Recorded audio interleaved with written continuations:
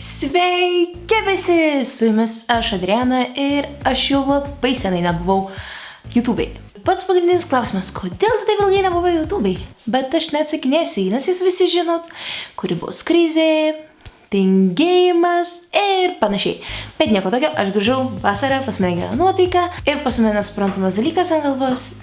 Jo, žinot, paskutinį metu supratau, kad aš rimtai nekenčiu žmonių, nes visi žmonės yra egoistai, myli tik save, galvoja tik apie save ir kiti žmonės jiems rimtai visiškai nėra svarbus. O kur visi žmonės sėdi ir bendrauja, aišku, Facebook'e, taigi galima sakyti, kad Facebook'as yra mūsų gyvenimas. Ir dėl to, kad aš nekenčiu žmonių savo gyvenime, kas yra mūsų gyvenimas? Mūsų gyvenimas yra Facebook'as, nes žmonės ten pastoviai sėdi, bendrauja, nieko neveikia ir šiaip leidžia savo laisvą ir svarbų laiką. Dėl to šiandien mes kalbėsim apie Facebook'ą. Taigi, kaip aš jau minėjau, kad nekenčiu žmonių, šiandien mes kalbėsim apie dalykus, kurie mane užknisa. Bet ne šiaip gyvenime, o Facebook'e. Taigi, pradedam. Taigi, visų pirma, kada mes užeiname Facebook'e, kas mums pirma pakliūna į akį? Vardas. Taip, teisingai, vardas. Ir kada Facebook'e tau duoda 5 kartus pasikeisti savo vardą ir žmonės jį išnaudoja tokiems vardams kaip tavo kačiukas, tavo keksiukas, kažkoks vardas, mažytė, tavo, aš nežinau, aš net negaliu duoti pavyzdžių, bet tokie vardai kaip nesakysiu, arba, pavyzdžiui, ne tavo reikalas ir panašiai. Žmonės, kam jūs gadinat savo šansus, kad nusistatyti normalų vardą. Pavyzdžiui, pas mane irgi buvo toks momentas, kad aš visus savo vardus išnaudojau ir aš visiškai neturėjau pasirinkimo, o pasirinkimas pas mane buvo kažkokia ten Adriana Čigonė. Aš tuoj perskaitysiu, kokie pas mane buvo pasirinkimai. Ai ne, pas mane jau negalima išsakyti. Gerai, bet aš pabandysiu atsimint. Pas mane buvo Adriana Čigonė, Adriana Doch, Puf ir kažkas to. Ir dar ten keletą tokių. Taigi, kaip aš sakiau, nesvarbu, bet ta prasme, bet aš vėliau paėmiau savo asmens dokumentą ir nusiunčiau Facebook help tą pagalbą, kad jie man nustatytų normalų vardą. Nes, sorry, bet Adriana Čigonė, Adriana Burbuliukas, Burbuliukas, čia visa bandelė. Tai va, aš norėjau, kad mano vardas būtų normalus, dėl to aš išsiunčiau savo asmens dokumentą ir jie man pakeitė po savaitės kažkur toks, bet dabar aš labai džiaugiuosi, kad pas mane Adriana Blačinska, normalus vardas, normaliai užrašytas ir be jokių šitų visų. Tu burbuliukas, tavo, nesakysiu, kačiukas ir debesėlis. Tai va, jo.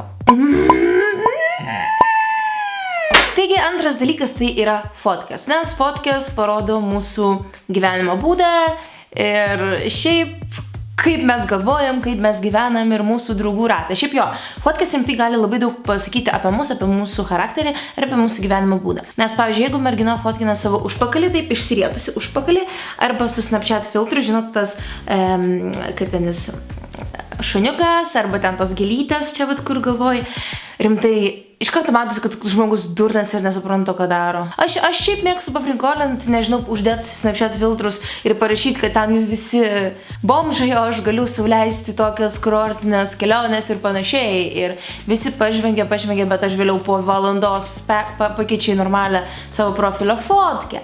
Ir šiaip aš nepasakysiu nieko apie duckface'us, nes, žmogus pats išsirenka, kaip jam gražiau atrodo.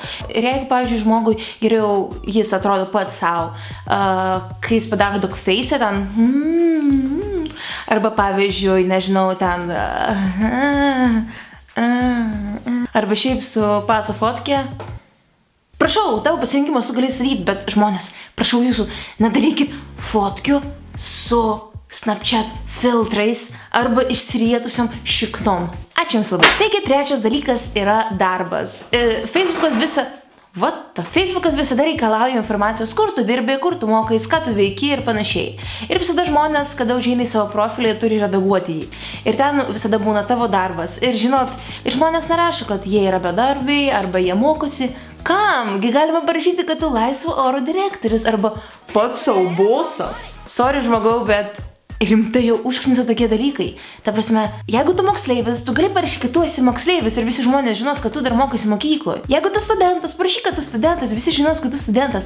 Bet kam rašyti laisvo oro direktorius? Kam rašyti pats sau bosas? What the fuck? Rimtai žmonės. Ketvirtas dalykas yra grupės ir puslapiai, kuriuos žmogus laikina. Taigi, visų pirma, jie irgi gali parodyti, koks žmogus, kaip jis mąsto ir kuomis domisi. Jeigu mergina kažkokia užlaikino grupę mums merginoms arba kačiukai arba šuniukai, iškart matosi, kokia yra mergina. Ir aš apie šitą punktą ilgai nepasakosiu nieko, nes man užknisa tokios grupės mums merginoms, mums gražiausiams. Ir dažniausiai tokių grupių administratorių yra 13-mečiai berniukai mergaitės, kuriems nėra kuom užsiimti, kurie ieško savo antrųjų pusę, yra forever alone, neturi ką veikti, tiesiog neturi kur skirti savo brangų laiką. Penktas dalykas tai yra postai su citatom. Ir tiesą sakant, aš labai jau dažnai pastebėjau, kad net ir vaikinai postina tokias citatas kaip mano mergytė, tu turi už ją kovoti ir panašiai. Aš iš karto išmetu tokius žmonės iš draugų, nes labai užknisa. Ir iš karto matosi, kad žmogus arba iš centriuko, žinot, tie centriniai va visi, kur vaikšto ir ten įkelia fotkę ir ten fotkino, parinko, sukūrė, idėjos kūrėjas, stovėjo, pozavo. Žmonės, kam reikalingi tokie dalykai? Niekam neįdomu, kas fotkino. Jeigu fotkė išėjo labai graži, žmonės ją pamatė, iš karto nerašys tam žmogui, gali ir tu mane taip nufotkint. Gerai, bet ne apie fotkės aš jau kalbėjau, dabar pereisim prie postų. Man užknisa, kai 12-metės merginos uždeda postus. Aš nesu laisvai pasiekiama, tu turi už mane kovoti. Arba geriau, nes man skauda širdis. Tau 12 metų, kokias širdis? Jeigu tau skauda širdis, nueik pas gydytoją. Sorry. Na ir paskutinis 6 punktas, tai jau dabar labai paplitęs ir Lietuvoje punktas live translationai. Aš iš karto sakau, kad aš nekalbu apie tos žmonės, kurie turi kažkokią auditoriją ar kurie gali pakalbėti ir pabendrauti su žmonėmis. Aš kalbu apie tuos, kurie turi daug draugų, bet jų niekas nežiūri, ta prasme. Kada translationai yra 3 žmonės, 2 iš jų pažvengt atėjo, 1 iš jų draugas ir viskas. Ir niekam daugiau neįdomu žiūrėti tos translationus. Ir dažniausiai tai translationai būna apie kaip aš einu į parduotuvę, ką aš perku, pabendraujam, man nuobodu, kaip aš noriu paverkti, man skauda širdį ir panašiai. Jeigu tau skauda širdį, kaip jau sakiau, neik pas gydytoją. Jeigu tau nuobodu, eik, nežinau, užsiimk ko nors, paskaityk knygą, pasitek internete, pažiūrėk kokį video, nežinau, pažiūrėk kokį filmą, serialą. Jeigu tu eini į parduotuvę, niekam įdomu, ką tau mama pasakė nupirkti. Baikit, žmonės, baikit! Rimtai, labai užknisau tai.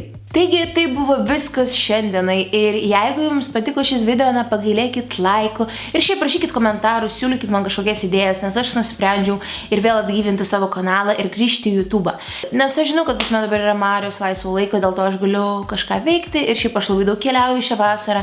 Ir jeigu jūs norėtumėt matyti vlogus iš visų kelionių, kur aš keliauju, spauskit laiką, rimtai. Nes laikai rodo, kad aš viską gerai darau ir kad žmonėms patinka mano kūryba ir kad žmonės norėtų matyti daugiau. Taigi, ačiū labai visiems, kad žiūrėjote ir jeigu jūs sutinkate su bet kokiu iš mano dabar išvardintų dalykų, kurie užknisa ir kurie vyksta Facebook'e, palaikinkit šitą video ir išsiųskit draugams ir tegul draugai irgi įvertina mano kūrybą, nes tai yra man labai svarbu. Artimiausiu metu aš kelsiu haulą iš Amerikos, ką aš ten nusipirkau, kokie dalykai man patiko.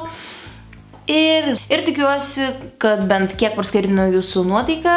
Taigi su jumis buvo Adriana ir linkiu visiems gero vakaro, dienos arba ryto.